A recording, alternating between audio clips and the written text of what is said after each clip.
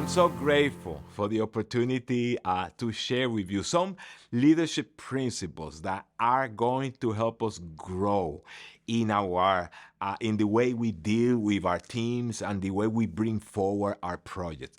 I want to talk to you about 8 indispensable principles of success in the marketplace.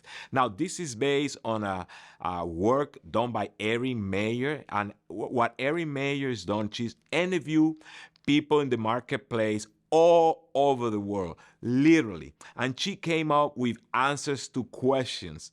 Is what role culture plays in our lives, especially in our teams, in our environments? Because most of the time, in order for us to deal with our teams, we take personality tests, and those are very important. I take them all the time. I have my team take them, and there's so many different ones that they all help. But many times we ignore the culture. And it's not whether we're going to go for the personality test or the culture. It's both.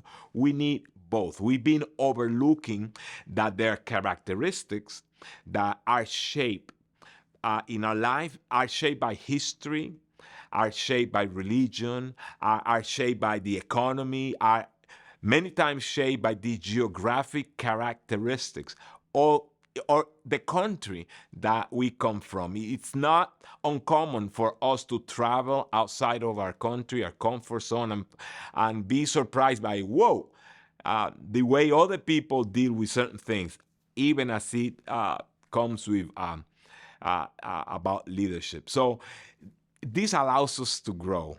We cannot disregard individual differences between people, but we shouldn't ignore the range that culture sets either. Both matter. So I'm going to deal with some of them to give you some example. There are countries and there are cultures where the communicating, it's low context. It's low context. You don't have to say much. Good communication is precise, is straight to the point. Key messages are repeated several times. And the goal of communicating is express explicitly what's required. And I know that's what we are used to here in the United States. You just said few words, this is what I want, and that's it. But that's not the case in the rest of the world. Communication could be very nuanced in many other places and has multiple layers. Messages sometimes are complemented and signal, but often they're not explicitly written or said out loud.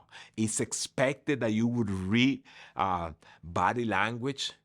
It requires that you learn to read between the lines, and the culture plays a big role even in what is not said.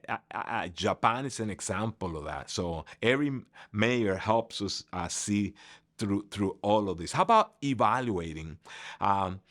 Even though we could believe that the way we communicate could determine the way we approach giving feedback, in practice, it is a totally different category.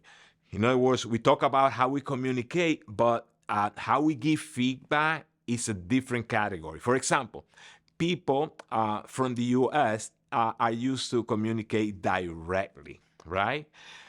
That's the communication aspect of it. But in the US, we are much more cautious when giving feedback, much more tentative. It doesn't seem to make sense, but it is. In communication, we're direct, but in evaluating and in feedback, we like to be tentative. So for the evaluating scale, in the US, we're kind of in the middle of the spectrum. So as far as there's a way to do direct negative feedback. And how do we do that? Giving direct feedback, even in front of other people, right? In front of other team, it is accepted and sometimes even encouraged in some countries like the Netherlands, for example. But the other way of doing feedback is indirect negative feedback. Giving feedback in this way is rather an art, more an art than a science.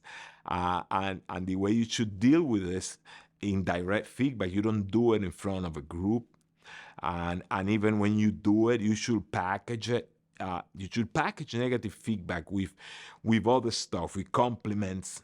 You know, you take away its strong edge by not using strong language, by giving small doses over time. Uh, not everybody's wired the same way. Um, as we see this scales, right? Some people want it direct, some people want it indirect. So some ideas as to how to best give feedback, especially negative feedback. This is tricky because depending on your context, right? But there are some things we can do even if we don't know what the context is. One is we don't do it in front of a group. We do it individually. Another one is we use tentative language, right? We don't use absolute, like this is the way it is, or I'm pretty sure this is it. This is it. You use maybe. Have you thought about it? Have you considered, right? So all those things are important. Another way to soften is to use doses of those negative feedback. Don't give it all at once. Do it slowly. That's always good. Another one, use food and drink, like over lunch. That usually soften negative messages. And you do those things and you'll be okay in most spaces. But the main thing is to be aware that not your perspective is not the only one. The worldview that you espouse is not the only one. There's scale, and there are other people that have different ways to deal with it. So hope this serves you, and that we can continue to communicate through this medium. So thank you for watching this. I hope you can share this, and hope to see you during my next video. Thanks.